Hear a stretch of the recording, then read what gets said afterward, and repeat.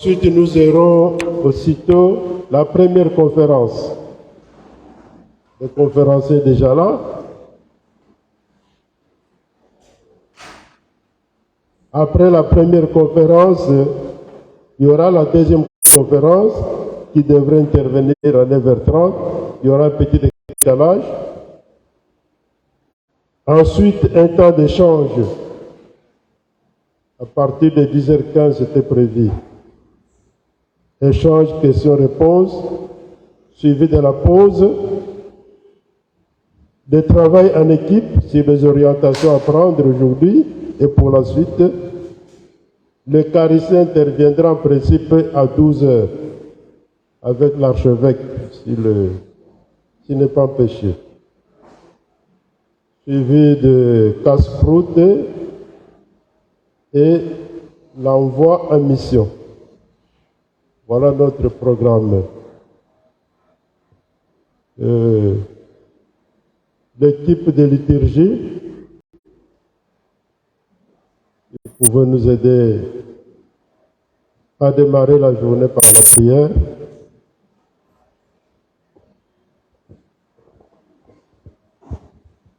Le Seigneur soit avec vous. Nous te bénissons, Seigneur, pour ces moments. Nous voulons que tu viennes disposer nos cœurs et nous remplir de la grâce et de la puissance de ton Esprit Saint, afin que nous soyons ouverts, Seigneur, à tes appels, à travers les mots socioculturels de notre nation. Viens, Seigneur, imbiber la grâce de ton Esprit Saint et nous ouvrir, Seigneur, à ton mystère. Toi qui es vivant pour les siècles des siècles, au nom du Père, et du Fils et du Saint-Esprit. Merci, Père, pour la prière.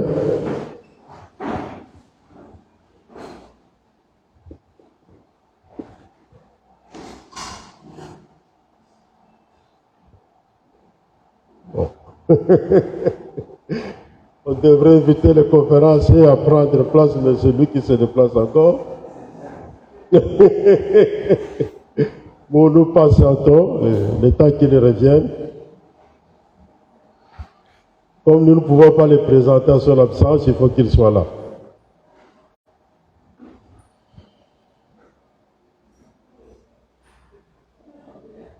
On peut chanter, continuer à chanter.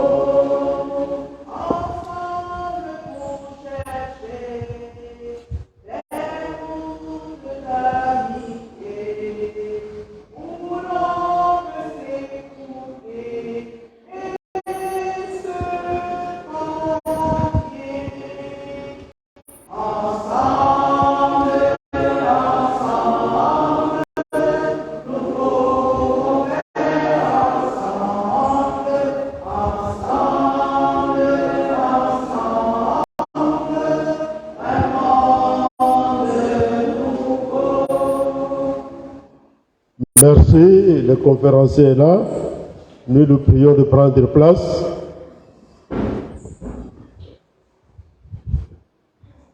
C'est mon père. Au milieu là, là où ça vous convient.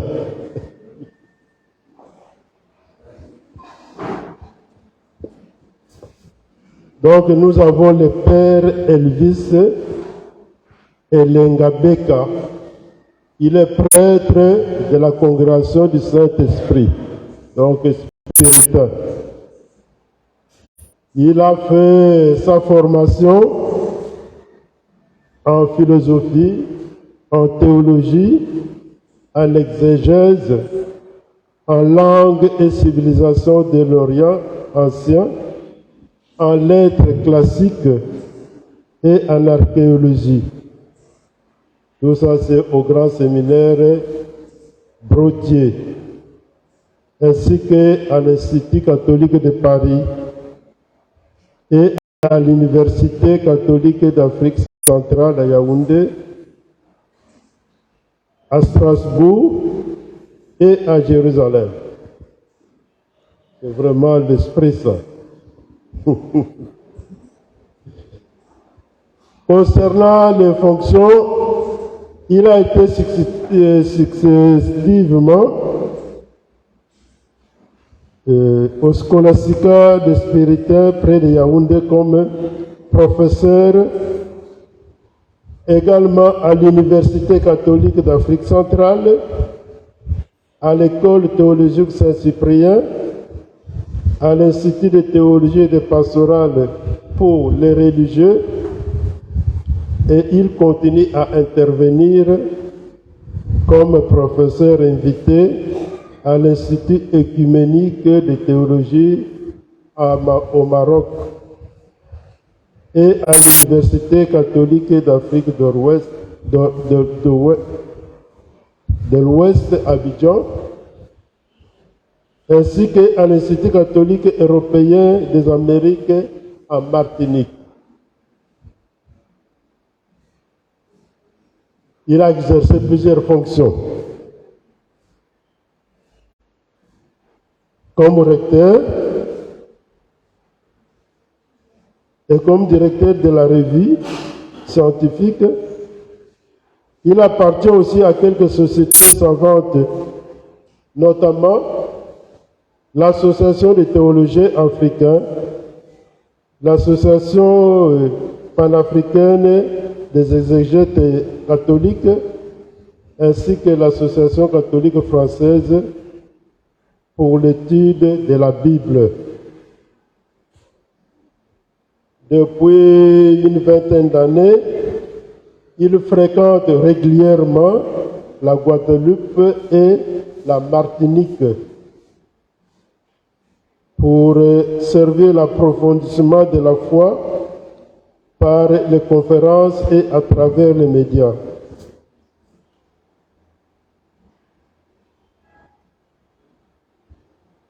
Il a publié quelques ouvrages. Le plus récent, c'est sur les épîtres de Saint Paul et quelques revues, des articles. Pour le moment, il intervient au grand séminaire Daniel Brottier. Donc, celui qui va nous parler, il est recteur de l'Institut supérieur des sciences humaines Daniel Brottier. Donc, il va nous parler ce matin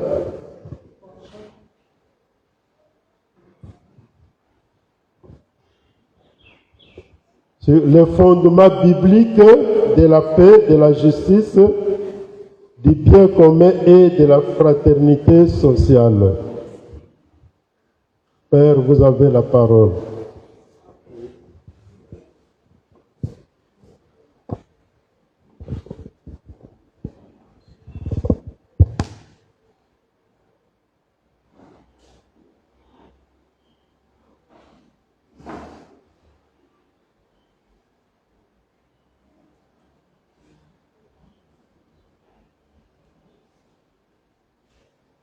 Alors je vais commencer par commettre un péché parce que je vais révéler le secret de la confession. À l'instant même, il était en train de murmurer à mes oreilles, croyant que j'avais besoin de quelque chose. Je lui ai dit oui, j'ai besoin d'un garde du corps. Donc reste là. Ça me rassure.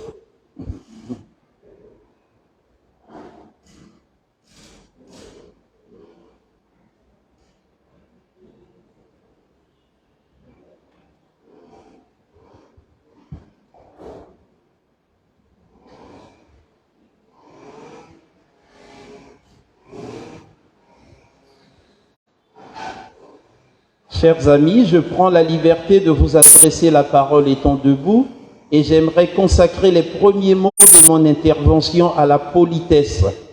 La courtoisie consiste d'abord pour moi à me confondre en excuses parce que voyez-vous à l'instant, lorsqu'on était sur le point d'introduire ma petite présentation, je m'en suis allé comme si j'allais m'éclipser. En réalité, j'étais allé faire une vidange.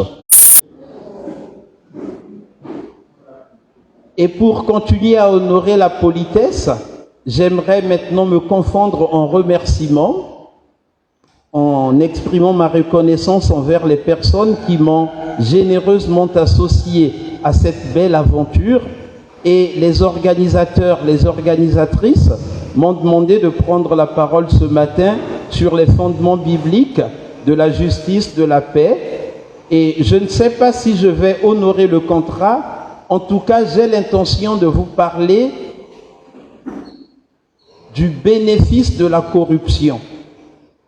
C'est le titre de ma conférence, le bénéfice de la corruption.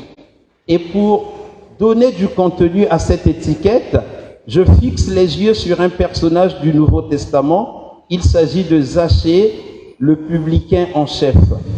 Pourquoi ai-je choisi ce personnage? Pour deux raisons. Une raison intra-biblique, interne à la Bible, et une autre raison qui est liée à l'expérience sociale et ecclésiale contemporaine. La première raison, elle est biblique, elle tient à la logique interne à l'évangile selon saint Luc, qui est le seul à rapporter cet épisode en Luc chapitre 19 à propos de Zachée.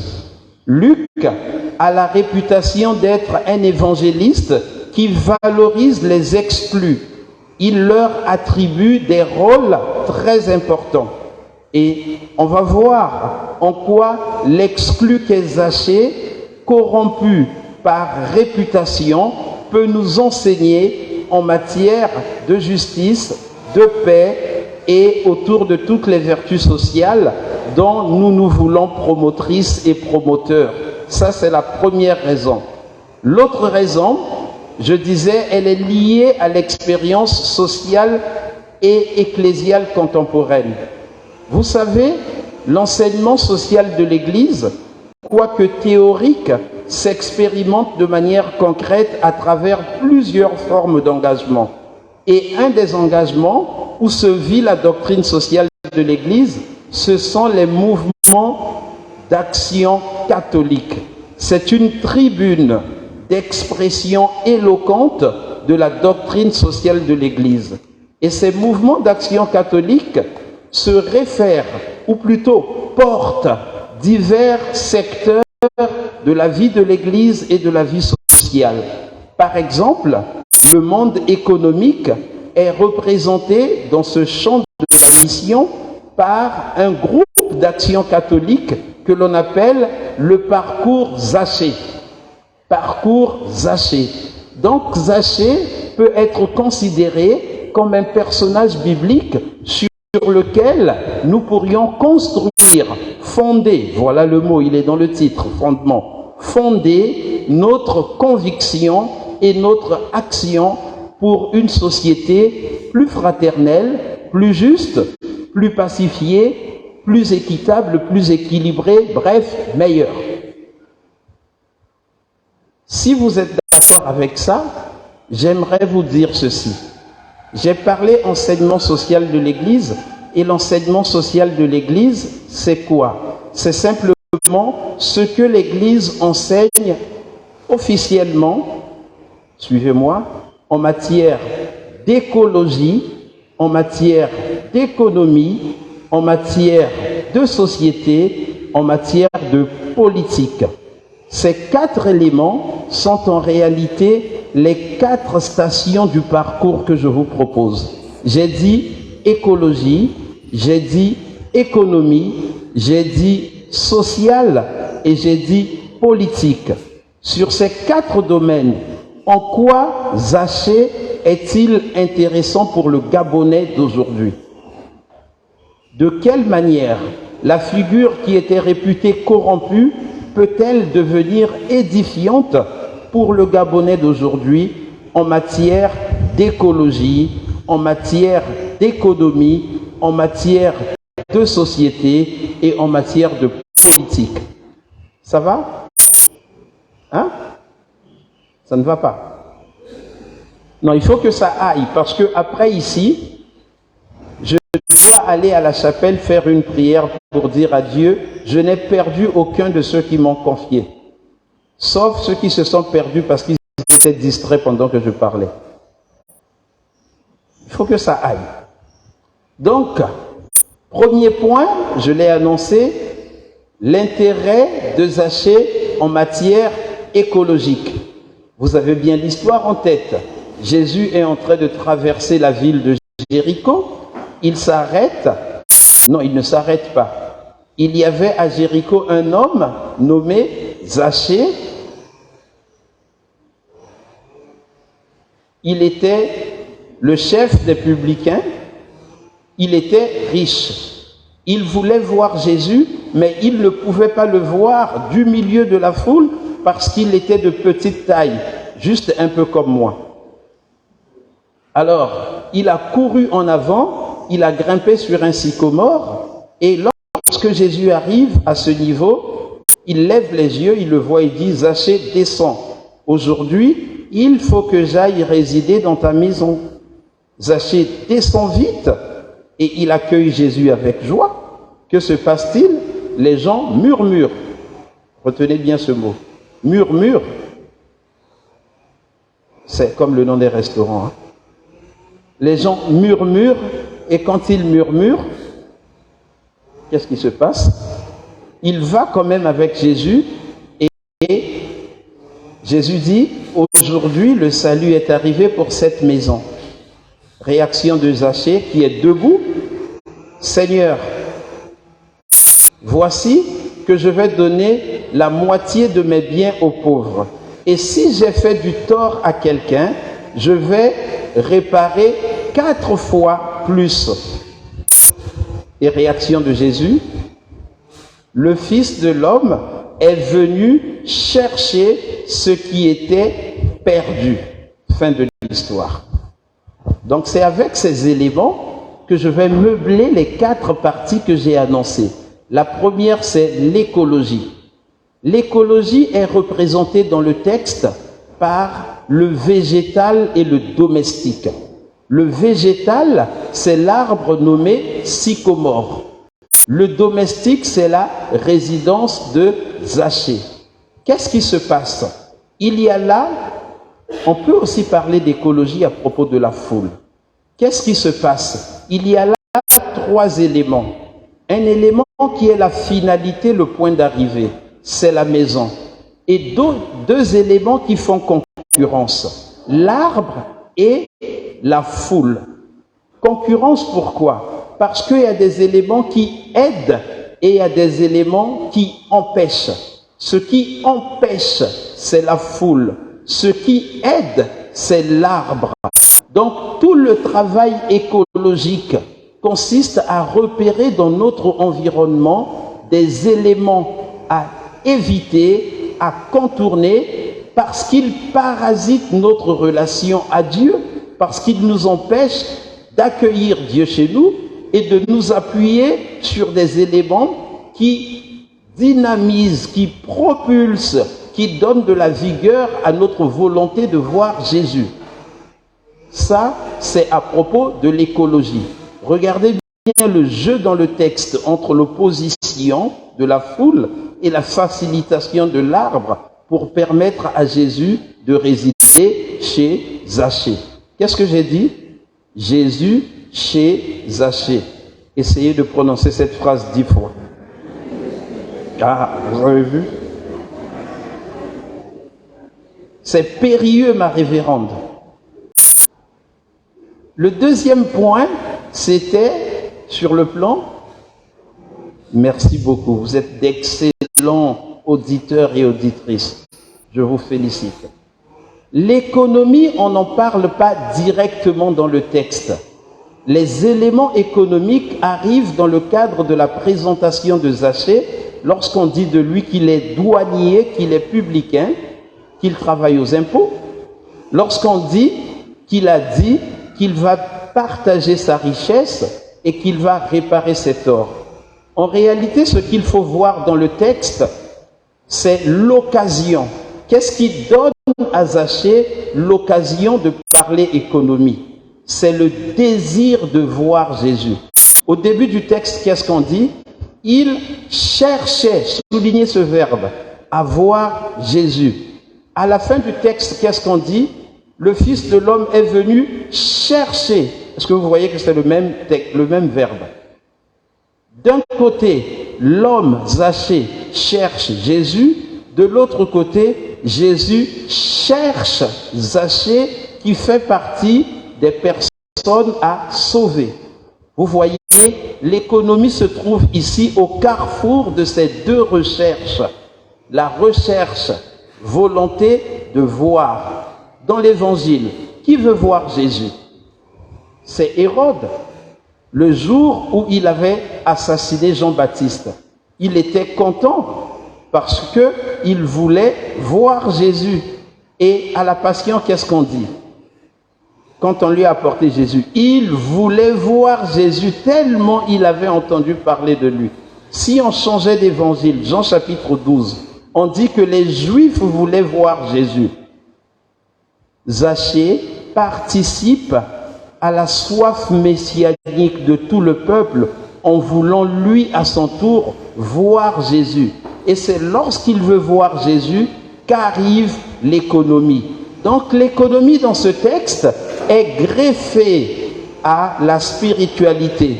C'est ici qu'il faut que je vous dise que dans le christianisme, l'économie n'est pas seulement une affaire de calcul, de chiffres, mais c'est une affaire qui a des enjeux spirituels. C'est là où se joue notre proximité avec Dieu, notre désir de voir Dieu. Voilà pour l'économie. Qu'est-ce qu'il y avait encore? Le social, je crois, c'est ça? Voilà. Alors le social, c'est très simple. Très simple pour le social. Regardez, dès le début, on a décliné l'identité sociale de Zachée. Nom, profession, richesse. Dès le début, il s'appelle Zachée, il est inspecteur des impôts en chef et il est très riche. C'est ça le social. Maintenant, le social, c'est aussi le groupe qu'on a nommé la foule. On est d'accord? Le social, c'est encore un autre groupe, les pauvres. C'est une catégorie sociale. On est d'accord? Maintenant, quel est le message de ce social? Regardez, Zachée est présenté comme publicain. Et les publicains avaient la réputation d'être corrompus. Souvenez-vous du titre que j'ai donné, le bénéfice de la corruption. Pourquoi on disait qu'ils étaient corrompus? Ça ne signifie pas qu'ils étaient voleurs. Ça signifie qu'en tant que fiscalistes, spécialistes des impôts, ils collaboraient à l'administration romaine qui elle-même était colonisatrice. C'est à ce titre-là que les gens détestaient cordialement les publicains. Ils n'étaient pas bandits. Leur seul péché, c'était d'être au service de l'administration romaine qui était le pouvoir occupant. Mais regardez ce qui se passe. Zachée, on dit qu'il veut voir Jésus. Qu'est-ce que c'est? C'est une démarche spirituelle. Qu'est-ce que ça veut dire? Ça veut dire que nous n'avons pas le monopole de la spiritualité et de l'intériorité. Il y a peut-être des gens qui travaillent dans des services réputés corrompus par l'opinion publique, qui ont de véritables démarches spirituelles. Ça existe. Témoin Zachée. Sur le plan social, Zachée est victime d'une excommunication d'emblée. Qu'est-ce qu'ils disent? Il est allé loger chez un pécheur. Voilà une autre catégorie sociale que l'on a appliquée arbitrairement à Zachée. Nulle part dans le texte on a dit un péché qu'il a fait, mais les gens disent qu'il est pécheur. C'est notre manière aussi de regarder les dirigeants. Si on regarde quelqu'un qui exerce un quelconque pouvoir, première idée, on dit qu'il est corrompu, qu'il est détourneur, qu'il est prévaricateur, qu'il est ceci, qu'il est cela. Mais qui l'a déjà attrapé? Nous relayons le ragot. Vous voyez, sur le plan social, le conflit entre la démarche d'une personne qui veut s'approcher de Jésus et le poids de la réputation qu'il a d'office condamné au nom de la profession qu'il exerce. Un jour, quelqu'un me disait, tous les policiers sont corrompus. Mais tu as déjà vu combien de policiers victimes de corruption? Bon, je ne suis pas avocat, je suis conférencier. Donc, je ne fais pas la plaidoirie en faveur d'un camp ou d'un autre. Ce que je veux dire, c'était de mettre le doigt sur ces deux mouvements contraires que vous avez bien saisis sur le plan social. Il me reste encore un point, me semble-t-il. Le politique. Généralement, chez nous, quand on dit politique, ça veut dire pouvoir. Mais ma grand-mère, quand on disait politique, pour elle, ça voulait dire mensonge. Et dans ma langue maternelle, dans votre langue maternelle, le français,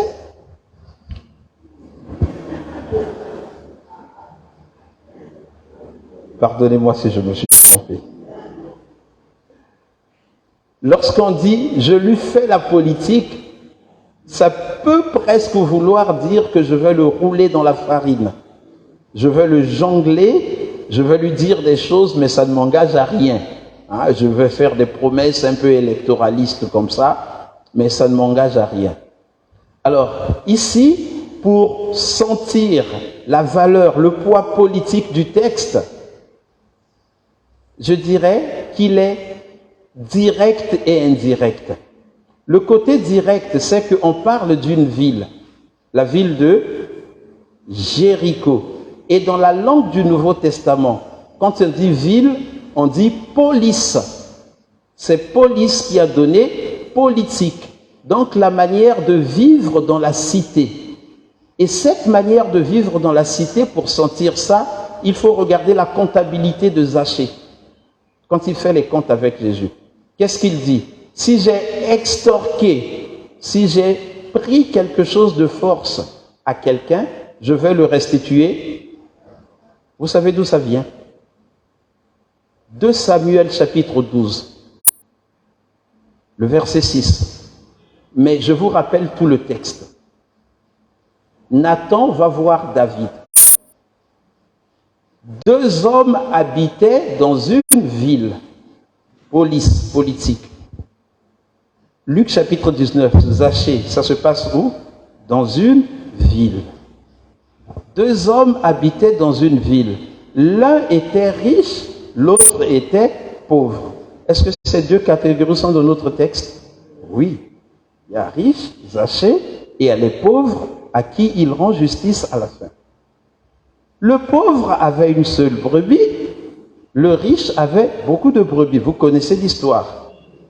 Et après, quand Nathan dit, mais le riche avait tellement faim qu'il est allé tuer, prendre la brebis du pauvre, il en a fait méchoui. Que fait David? Fâché. Et il dit, il va payer ça. Maintenant vous y êtes. Ça vient de là. C'est quand vous faites marche arrière dans l'Ancien Testament que vous trouvez maintenant la valeur politique de ce texte. Et la voici. 2 éléments. Il faut regarder 2 choses. Le personnage du prophète Nathan et le personnage du roi David. Le roi David, c'est le symbole de la gourmandise des autorités. C'est le symbole de la démesure. C'est le symbole de l'excès. C'est le symbole du caractère insatiable. Ils en veulent toujours et encore à l'infini. Il a déjà beaucoup de brebis, il va aller déposer quelque chose. Toi là, tu as déjà un gros salaire et beaucoup d'avantages. Lorsqu'une pauvre petite association du quartier demande une subvention, tu veux encore gratter dessus. Ça, c'est un comportement qui est semblable à l'exercice du pouvoir, la politique du roi David. Regardons maintenant côté Nathan. La finesse de Nathan, c'est qu'il sait tenir ensemble courage et intelligence et prudence. Le courage, c'est le fait qu'il soit allé trouver David. La finesse, c'est dans son type de langage. Nathan n'est pas allé dire à David, toi tu es voleur, tu es bandit, tu es ceci, tu es cela. Il a parlé un peu en parabole. Est-ce que vous voyez? C'est là où nous sommes invités, dans notre manière de dire les choses en société, à préférer le langage fin à l'expression brutale et violente. On n'attrape pas les mouches avec du vinaigre. S'il était allé agresser David, David n'aurait même pas compris que c'est de lui qu'on parle. Il aurait juste vu qu'il y a un citoyen indiscipliné qui est venu m'agresser. Or, il a employé un langage si fin, si intelligent, si élégant, que David, son propre piège, s'est refermé sur lui. Je conclus. Je conclus en parlant une langue étrangère. Excusez-moi, ce n'est pas ma langue maternelle, c'est la langue de l'Ancien Testament. Et vous allez comprendre pourquoi je parle cette langue et je vais traduire. En hébreu, le verset 6, je parle de 2 Samuel. 2 Samuel chapitre 12, verset 6. Là où le roi David dit, il va payer la brebis 4 fois. Il va payer. En hébreu, on dit, ouvrez bien l'oreille, Et akivsa yeshalem arbatahim. Yeshalem arbatahim. Le verbe payer, c'est shalem. Est-ce que ça vous rappelle un mot? Vous êtes très fort en hébreu. C'est la même racine que le mot shalom. Shalom signifie et payer en hébreu et la paix, c'est le même mot. Yeshalem. Il y a donc la paix lorsque tous les citoyens ont payé ce qu'ils doivent payer. Le prix de la paix, c'est que chacun fasse ce qu'il doit faire. Je vous remercie. Merci beaucoup, Père Elvis. Je pense que la clarté du propos du Père Elvis n'appelle pas un autre commentaire. Et en renouvelant nos remerciements au Père Elvis, je souhaiterais que vous lui accordiez encore un tonnerre d'applaudissements.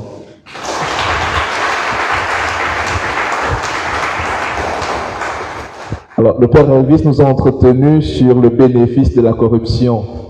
C'est un titre, je dirais, intantiné, impertinent. Parce que lorsqu'on parle du bénéfice de la corruption, on peut se demander en quoi la corruption peut-elle être bénéfique. C'est un mal, on le sait, mais comment on peut justement en tirer profit? Et je pense que l'exposé du Père Elvis nous a permis de voir comment, à partir du personnage de Zachée, je ne me risquerai pas à reprendre la phrase plusieurs fois. Voilà.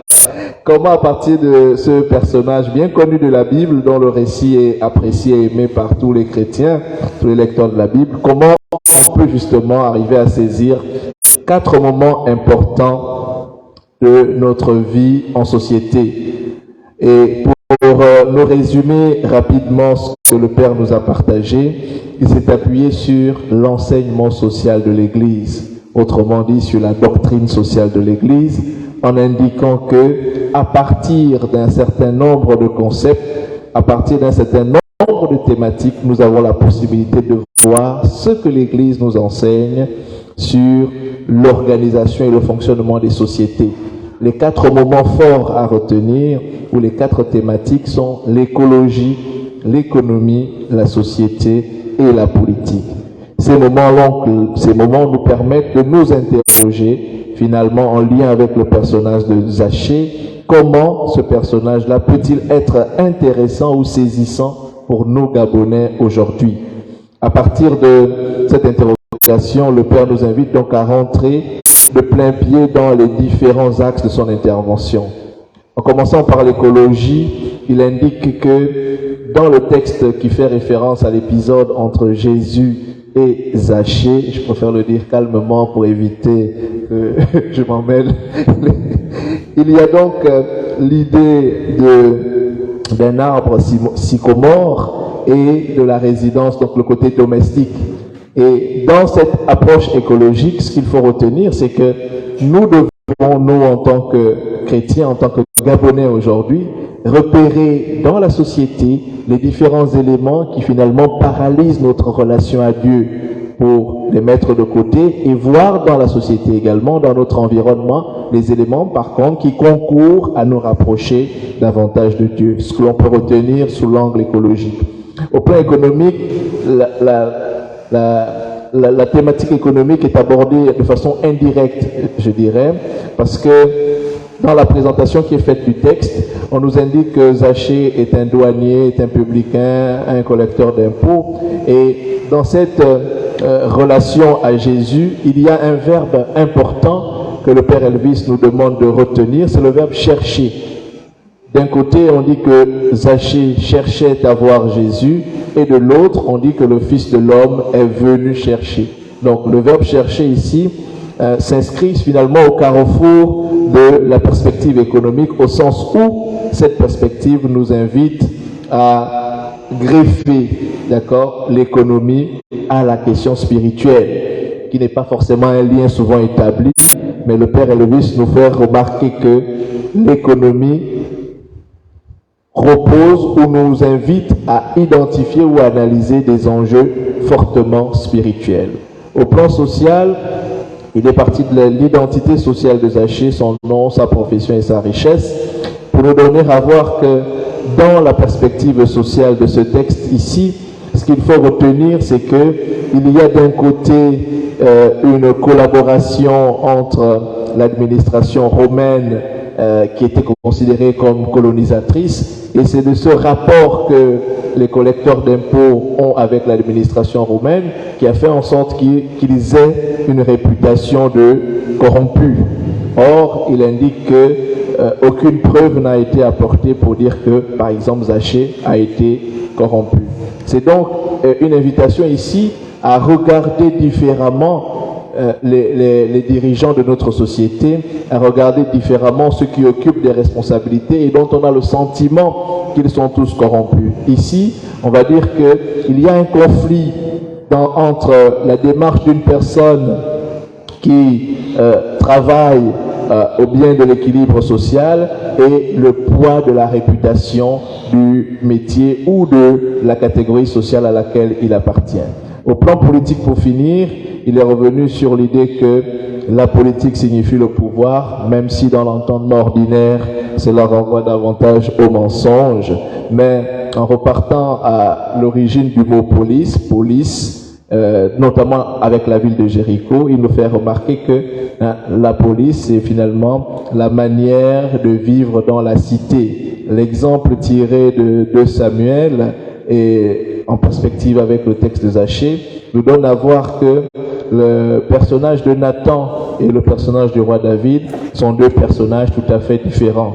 Le roi David symbolisant la démesure, l'opulence, l'exagération, tandis que le prophète Nathan, plutôt un individu marqué de courage, d'intelligence et de prudence. Ce que l'on peut retenir au plan de la perspective politique, c'est simplement d'indiquer que dans la démarche qui est la nôtre, dans les rapports et les relations que l'on entretient avec le monde politique, il est utile de préférer la finesse à la brutalité. Il est utile, par exemple, d'interpeller nos dirigeants avec un langage beaucoup plus fin, un langage beaucoup plus courtois, respectueux et élégant.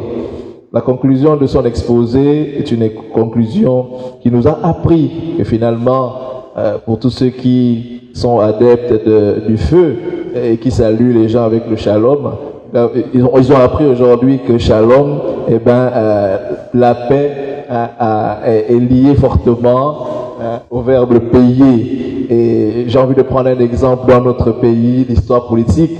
Nous avons eu un chef d'État qui avait été baptisé ou reconnu comme un grand artisan de paix. Et l'histoire dit que la paix coûte cher. Donc, on comprend que l'origine de cette pratique n'est pas forcément... elle est biblique, à partir justement de l'origine hébraïque de ce texte-là. Donc, en remerciant à nouveau le Père Elvis pour la clarté de son exposé, je vais simplement indiquer aux participants que c'est à l'issue de la deuxième intervention que vous pourrez interagir avec les deux conférenciers. Donc, pour l'instant, je redonne la parole au frère modérateur pour annoncer le prochain intervenant.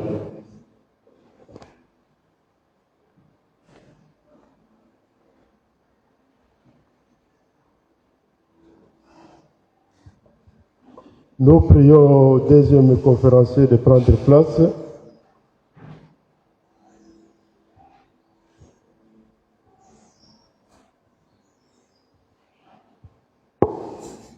Il s'agit de M. Hervé Essonno Nezui. Il est laïque marié. Il est chercheur à l'Institut de recherche des sciences humaines. On arrête. Il est enseignant dans les universités et les grandes écoles de Libreville. Il est en même temps spécialiste de l'histoire religieuse, politique et culturelle et patrimoniale. Il est chrétien catholique, membre de plusieurs commissions dans l'archidiocèse de Libreville.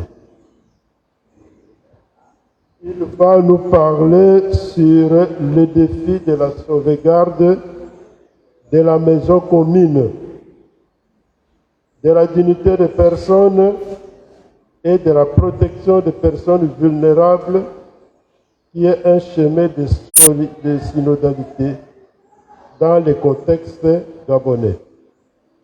Monsieur Hervé, vous avez la parole. Et nous avons déjà gagné le temps, justement, 30 qu'il commence. Grâce au Père.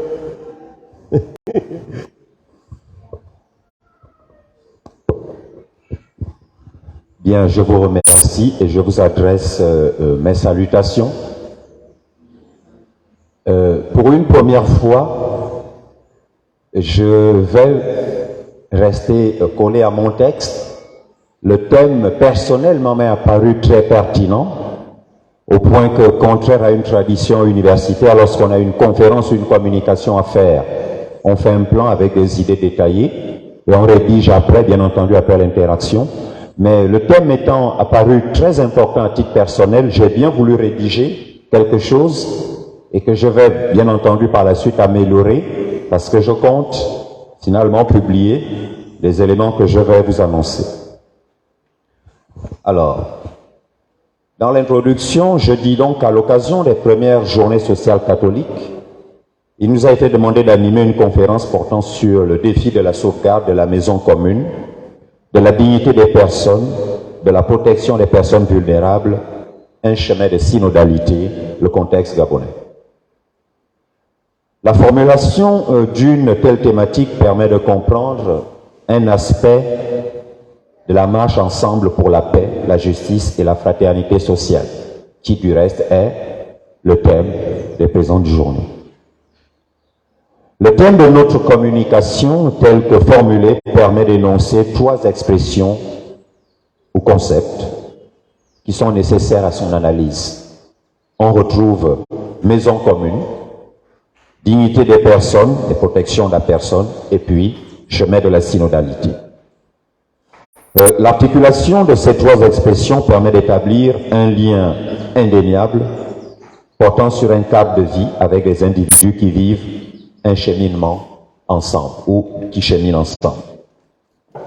Dans le contexte donc, de notre communication-conférence de ce jour, les 3 expressions fondamentales de ce thème correspondent à des réalités palpables, visibles ou identifiables.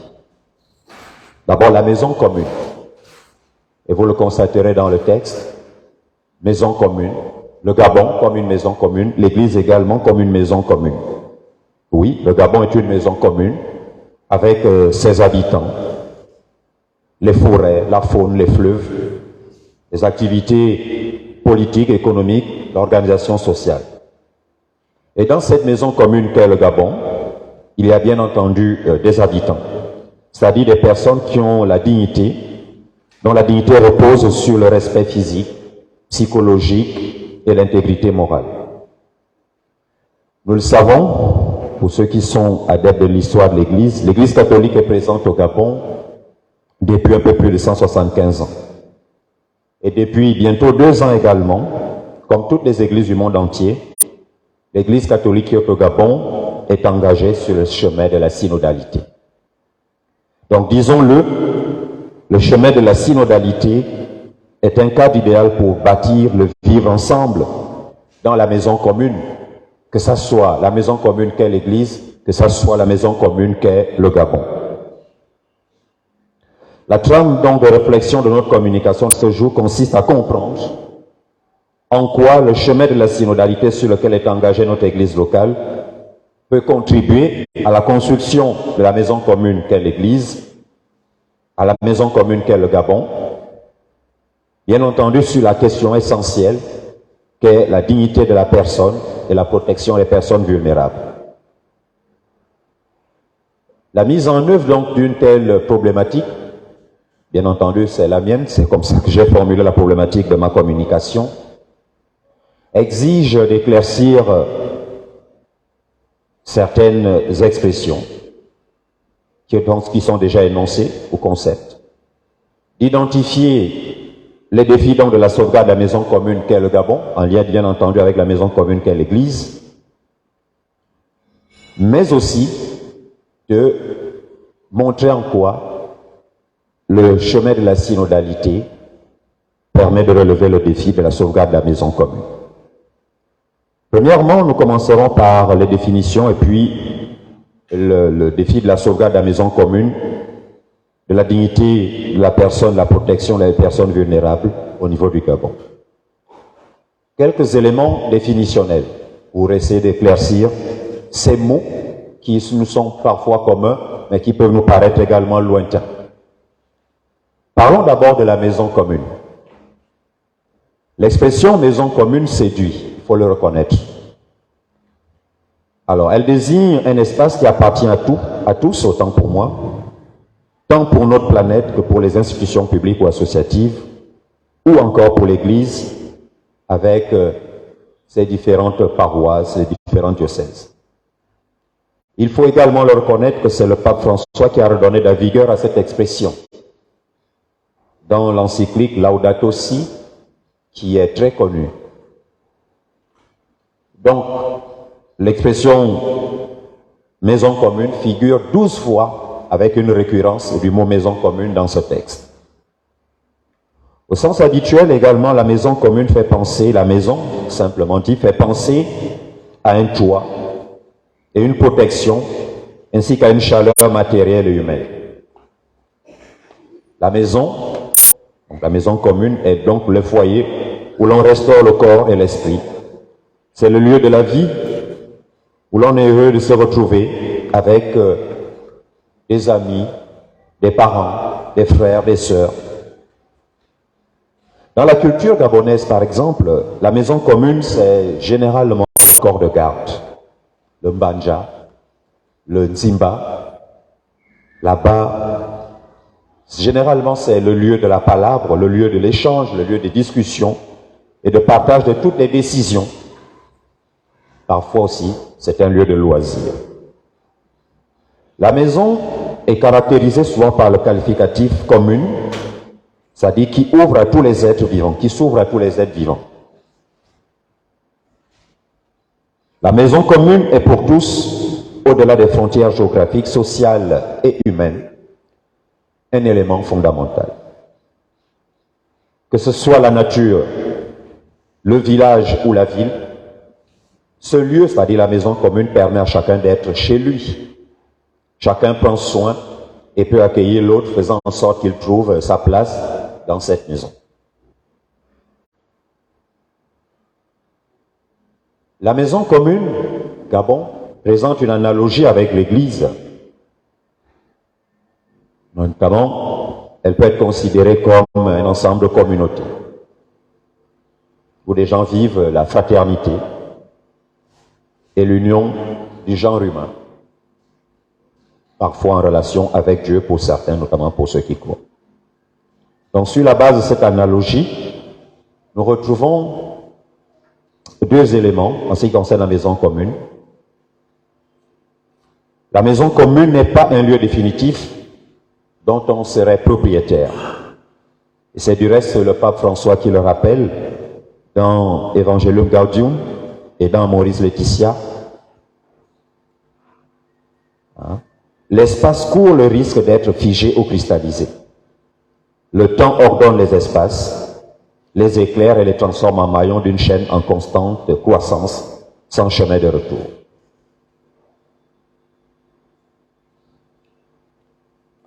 Concrètement donc, en tant que citoyens, en tant que chrétiens, nos maisons communes sont celles de nos villages, celles de nos villes, celles de nos provinces, c'est notre pays. Parlons maintenant de la dignité des personnes et la protection des personnes vulnérables. Les éléments qui ont servi donc à la rédaction de cette conférence nous ont permis de comprendre que la doctrine sociale catholique parle de la dignité de la personne humaine qu'elle conçoit comme un prisme utilisé par les institutions catholiques pour évaluer la manière dont, en tant que société, nous renforçons, nous menaçons la dignité de la personne humaine et particulièrement celle des vulnérables, y compris toutes les personnes qui sont en mouvement. La dignité humaine apparaît donc comme le principe éthique le plus fondamental. Et on peut résumer cela dans la formule célèbre du philosophe des Lumières Emmanuel Kant. Toute personne existe comme une fin en elle-même et non pas simplement comme un moyen dont on pourrait user à son gré. La dignité humaine implique la révérence, le respect, la protection envers chaque personne, comme un être libre et doté d'une histoire toujours unique. La dignité humaine n'est donc pas relative au statut social, ni à la performance physique ou intellectuelle. Un autre texte connu, c'est la Charte universelle des droits de l'homme, qui reconnaît aussi ce principe, qui reconnaît le principe de la dignité humaine, en affirmant que toute personne possède des droits du seul fait de son humanité. C'est ce qu'on appelle donc la dignité intrinsèque, qui ne dépend d'aucun facteur extérieur. Parlant de la dignité humaine, on peut retenir que personne ne perd jamais sa dignité. Même la maladie la plus grave, ou la condition la plus servile, ne peuvent rendre un être humain indigne. Il peut bien entendu avoir des atteintes, mais la dignité demeure. Tout simplement parce que la dignité humaine est fondée sur la valeur supérieure de l'être humain, doué de raison et de liberté. La dignité humaine, au sens des documents que nous avons consultés, suppose donc une vision intégrale de la personne. C'est pourquoi une personne dont les facultés mentales, par exemple, sont affaiblies, possède toujours sa dignité humaine. Il y a des obligations qui découlent de la dignité humaine. On peut relever trois principales obligations.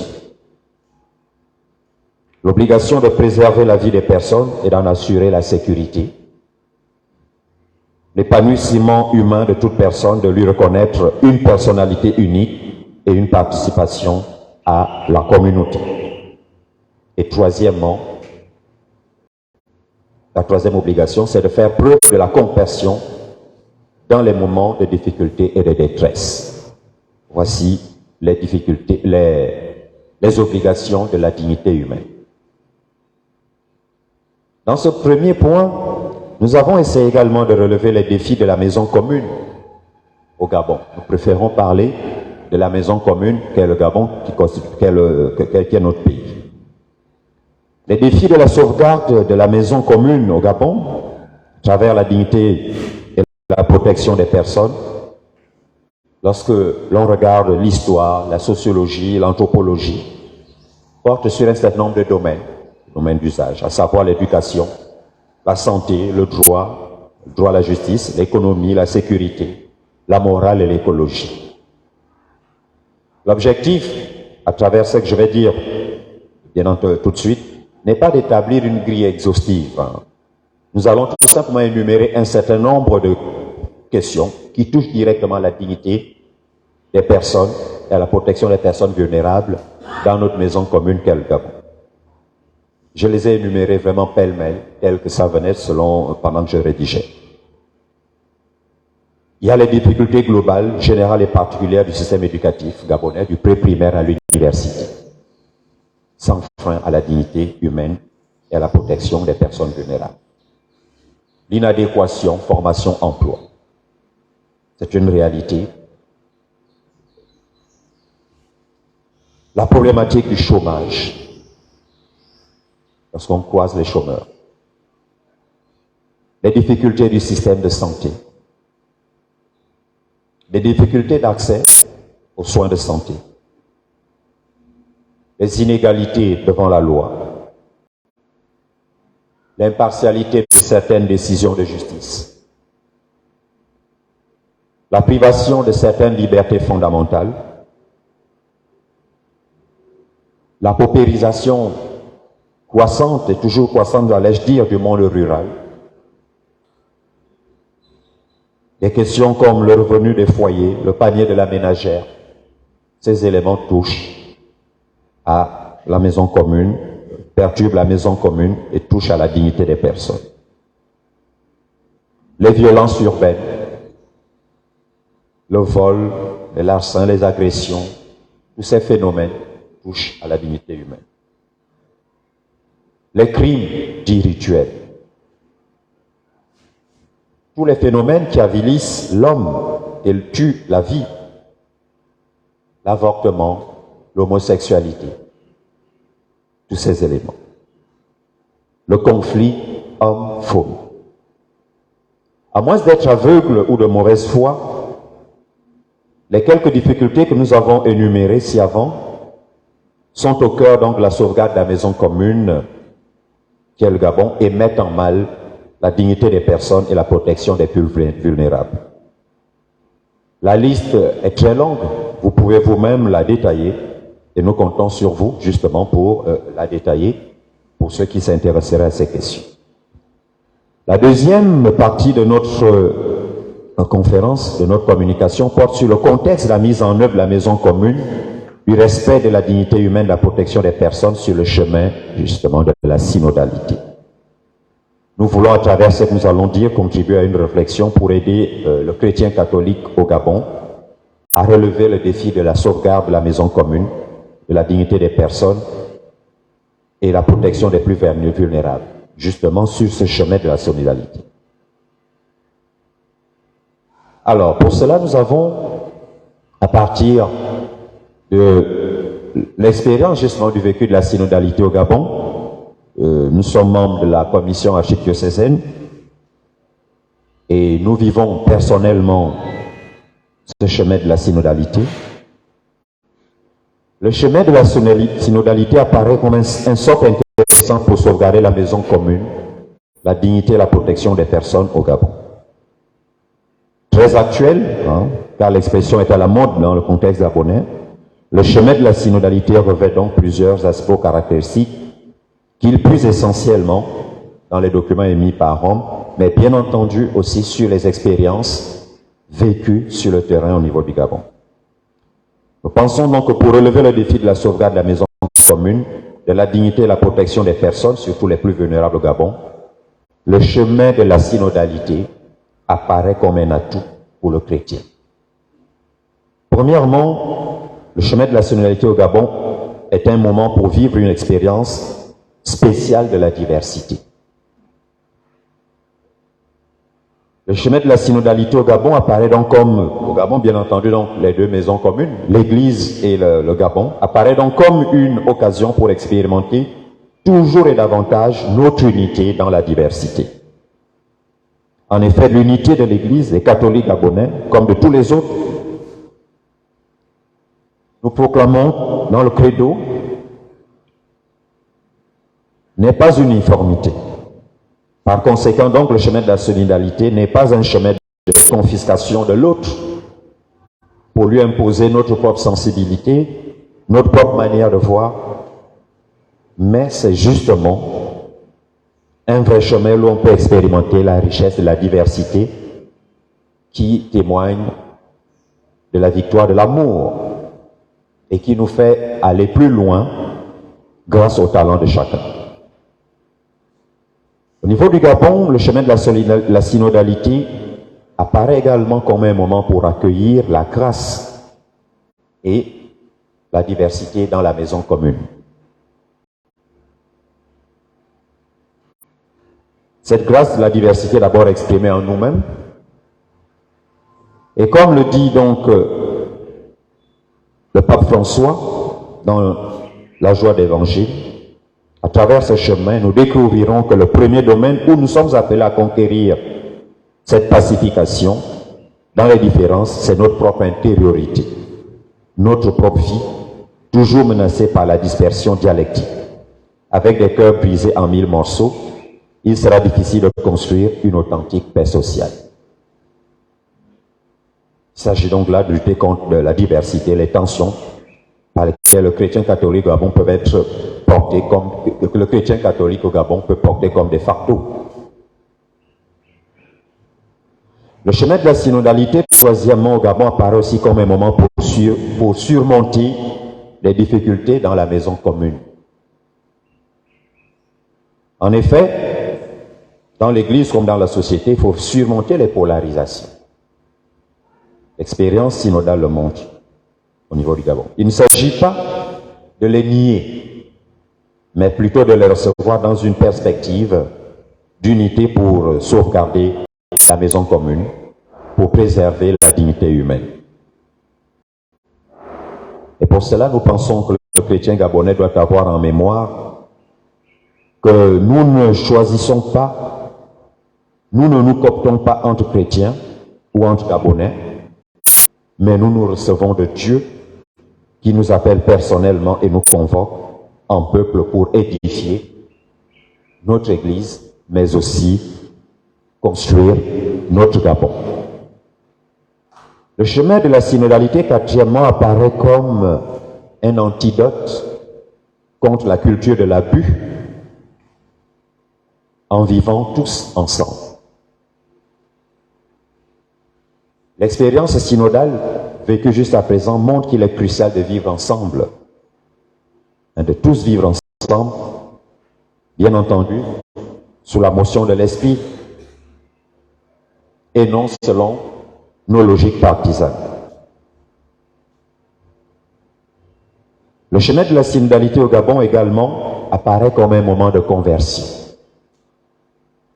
C'est un chemin du changement personnel et collectif, bien entendu à tous les échelons aussi. C'est un moment de changement profond dans la manière d'être dans la société, à vivre d'une culture de la protection des plus faibles, donc la protection des plus vulnérables.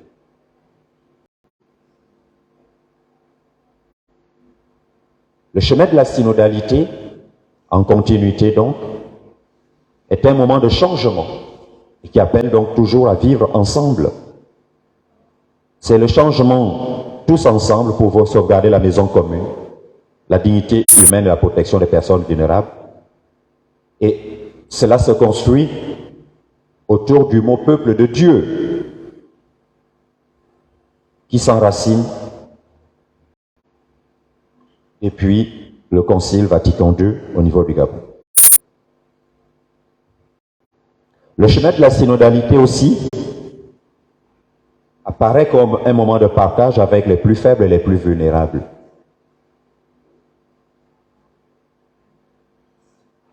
À cet effet, au niveau du Gabon, il y a eu la participation et l'intégration des plus pauvres sur ce chemin de la synodalité. Dans l'ensemble, le chemin de la synodalité pour la sauvegarde de la maison commune, la dignité et la protection des personnes, surtout les plus vulnérables dans le contexte gabonais, est un chemin, pour paraphraser le pape, un chemin historique et révolutionnaire. Et les valeurs à mettre en œuvre pour y parvenir sont le dynamisme d'écoute et un partage commun.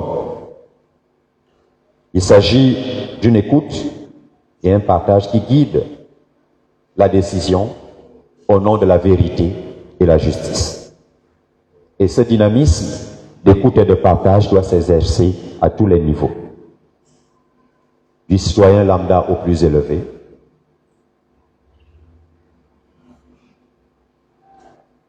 Alors, nous avons, pour terminer cette deuxième partie, esquissé quelques principes essentiels de la maison commune, de la dignité des personnes et la protection des personnes vulnérables qu'il faut préserver au niveau du Gabon.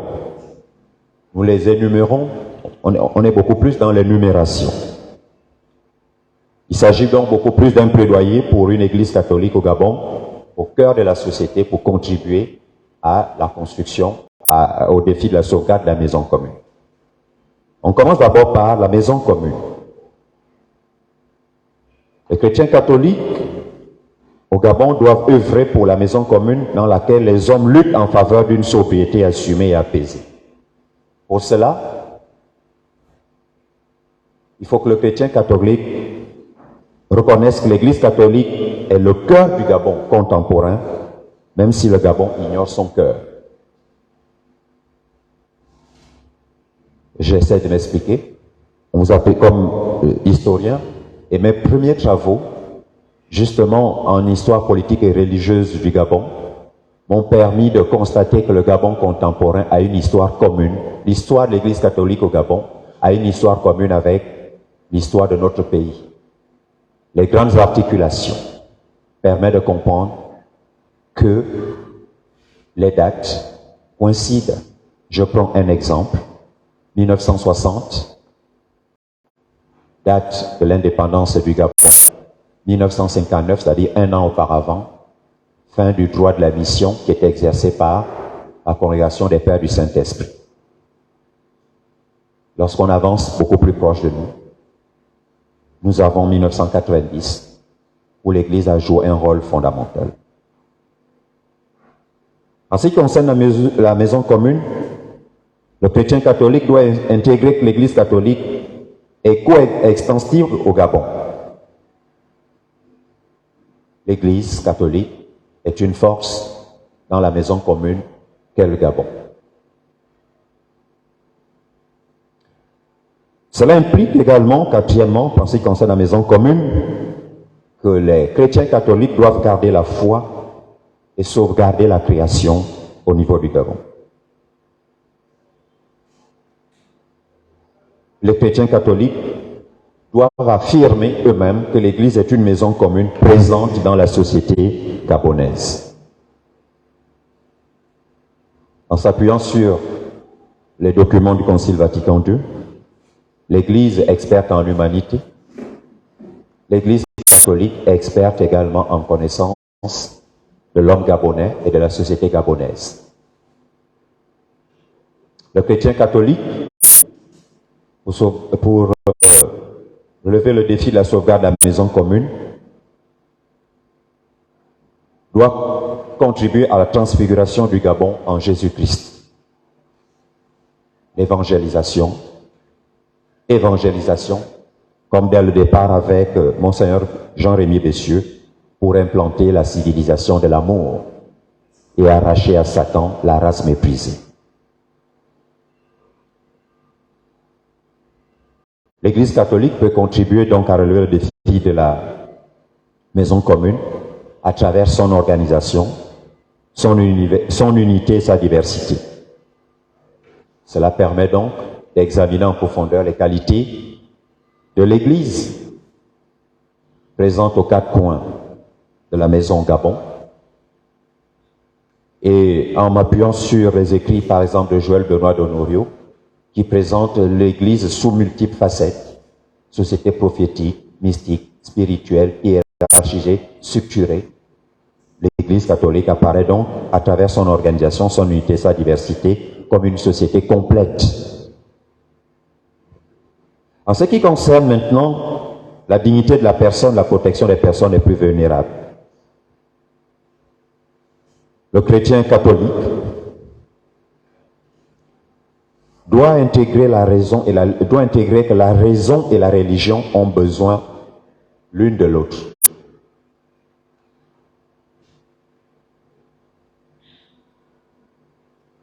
Deuxièmement, le chrétien catholique doit se promettre, doit contribuer autant pour moi à la promesse d'un espoir d'un Gabon meilleur. Troisièmement, le chrétien catholique doit promouvoir l'éthique de respect et d'attention aux autres. Par exemple, sur ce point, permettre aux gens de faire des choix sur la façon dont ils vivent. Parler aux gens avec respect et écouter ce qu'ils ont à dire. Veiller à ce que les personnes qui vivent dans les difficultés, dans la douleur, aient véritablement accès à des conditions adéquates pour réduire leur souffrance et améliorer leur qualité de vie.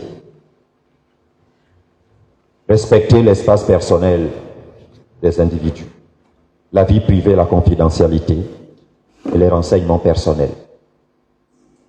Aider les gens à rester en contact et à participer à des activités sociales. Quatrièmement, la protection des droits humains fondamentaux. Le chrétien catholique doit y contribuer. La dignité humaine peut et doit rester un cri de ralliement efficace pour la protection justement de ces droits humains fondamentaux. Et il est nécessaire d'exercer une surveillance constante et de maintenir un dialogue respectueux. Le chrétien catholique au Gabon doit également intégrer que le Gabon a besoin de guérison et d'espoir. En tant que catholique, il faut croire que l'idée de dignité humaine, comme toute vérité incontournable, porte aussi en elle-même la puissance latente et le potentiel de l'Évangile. Sixièmement, le chrétien catholique doit intégrer la pénibilité du travail et la responsabilité de l'homme. Je commente un tout petit peu cet aspect. Dans l'histoire de l'Église, dans les premières correspondances de Monseigneur Jean-Rémy Bessieux, il présentait, bien entendu, ce qui constituait le Gabon à ce moment, donc les Gabonais de la côte, comme des paresseux, des gens qui demandent souvent. Et cette idée est toujours plus ou moins véhiculé d'une manière ou d'une autre, à savoir que le Gabonais aime le bureau, il n'aime pas travailler. Donc, la sauvegarde de la dignité humaine et la protection des plus vulnérables passe également par la promotion donc de la pénibilité du travail et la responsabilité de l'homme. En définitive, nous avons essayé, au cours de cette communication, en nous appuyant sur le chemin de la synodalité, pour montrer que c'est un chemin de renouvellement et de renouveau de notre responsabilité partagée. Et pour cela, le défi de la sauvegarde de la maison commune et la dignité des personnes et la protection des plus vulnérables doit être notre mission commune. Ça doit être une responsabilité partagée. Il faut dresser les perspectives pour ces responsabilités partagées, perpétuellement. Il faut reconnaître l'invitation qui est faite à tous les baptisés d'être les témoins de l'amour. Les témoins de l'amour de Dieu sur terre. Il faut examiner et restructurer donc l'Église dans l'amour de Dieu. Il faut que les laïcs se dotent des connaissances et des compétences en faveur d'une pleine participation dans la société. Il faut collaborer dans l'amour et le respect, demeurer ouvert et accueillant envers tous les enfants de Dieu et surtout écouter le Saint-Esprit et s'écouter les uns les autres. La plupart de ces éléments que j'ai énumérés sont dans les différentes notes que nous avons eu à collecter pendant l'expérience synodale. Je vous remercie.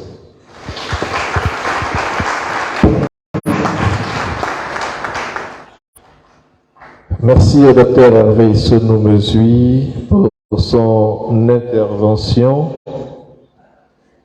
Le Dr Hervé Sonou-Mesui nous a entretenu sur le défi de la sauvegarde de la maison commune, de la dignité des personnes et de la protection des personnes vulnérables, un chemin de synodalité en prenant appui sur le contexte gabonais. Je voudrais encore une fois qu'on puisse remercier le Dr Hervé Sonou avec de brillantes acclamations.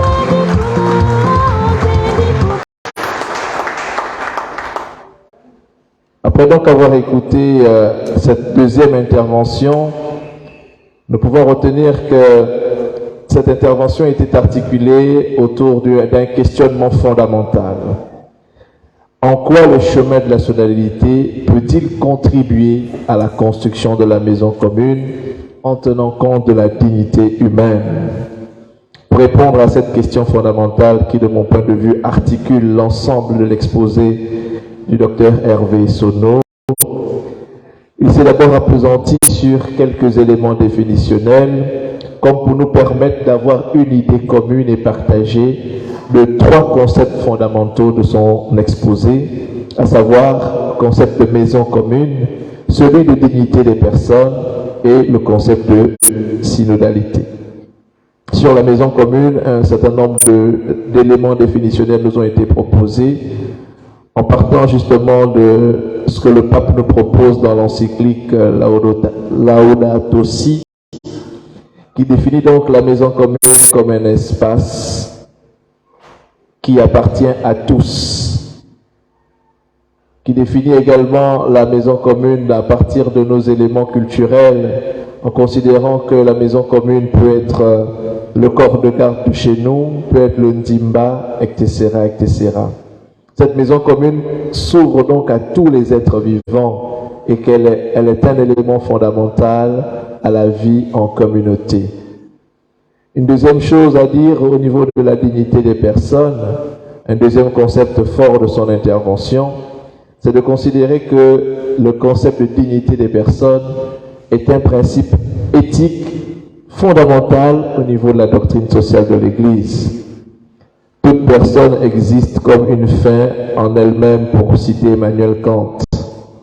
Et toute personne exige donc respect, protection, quel que soit le statut social. Car toute personne possède des droits, repris ici dans la Déclaration universelle des droits de l'homme. La définition de la dignité humaine consiste donc à penser l'homme dans son intégralité. Et elle s'appuie sur 3 obligations fondamentales. Préserver la vie de chaque personne, participer à son épanouissement et faire preuve de compassion dans des situations difficiles. Quelques défis également ont été relevés par le conférencier, des défis liés à l'éducation, à la santé, à la morale, à l'écologie. Et pour nous qui avons participé aux échanges d'hier, un certain nombre de défis avaient déjà été présentés et sont donc repris ici. On prend un seul exemple, les difficultés du système éducatif. Dans les interventions que nous avons, les échanges que nous avons eus hier, c'est une question qui est revenue abondamment. Et le docteur Hervé Sonon insiste également sur cette question, bien entendu, à côté de plusieurs autres questions, telles que les libertés fondamentales, la paupérisation du monde rural, les violences urbaines, le conflit homme-faune, mais aussi la question de l'homosexualité. Le deuxième moment de son intervention nous emmène à vivre finalement la possibilité de mettre en œuvre la construction ou la sauvegarde de la maison commune. Et le chemin de la solidarité, de la synodalité, nous aide à justement bâtir cette maison commune et nous aide à la sauvegarder. Parce qu'il considère que la synodalité, c'est un atout. Et le chemin de la synodalité nous permet d'accueillir la grâce et la diversité de tout le potentiel de notre société, notre propre intériorité pour pouvoir être capable de construire la paix.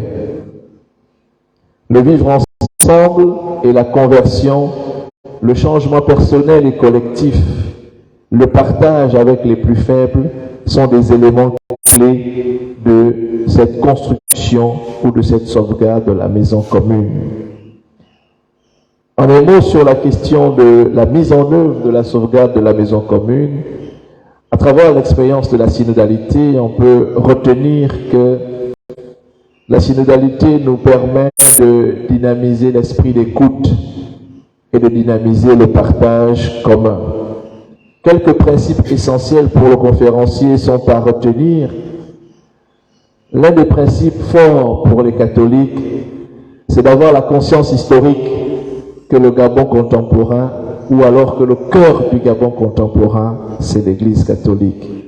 Un certain nombre de dates nous ont été proposées pour montrer cette liaison forte qu'il y a entre l'Église catholique et l'histoire sociale et politique de notre pays. Et donc à ce titre, l'Église catholique peut être perçue comme une force pour la sauvegarde de la maison commune, à travers son organisation, à travers son unité, à travers sa diversité. L'Église catholique peut être définie comme une société complète. En même temps qu'elle est experte en humanité dans le monde, elle est également experte en humanité dans la société gabonaise. Pour conclure son exposé, le docteur Hervé Sonon nous invite à regarder la synodalité comme un chemin de renouveau de notre responsabilité partagée, comme un chemin qui nous invite à relever les défis de notre société. Il met un point d'honneur sur l'engagement des laïcs, parce qu'en effet, il considère que pour la sauvegarde de la maison commune, de la dignité humaine et de la protection des personnes vulnérables, les laïcs ont un rôle important à jouer. Il nous invite donc, nous laïcs, à nous former, à développer des compétences dans les différents domaines de la société pour que nous puissions, un peu à la suite de l'appel des évêques du Gabon, nous engager dans la société pleinement avec les compétences qui sont les nôtres. Je vous demande encore une fois de saluer l'intervention de M. Hervé Sono avec des applaudissements.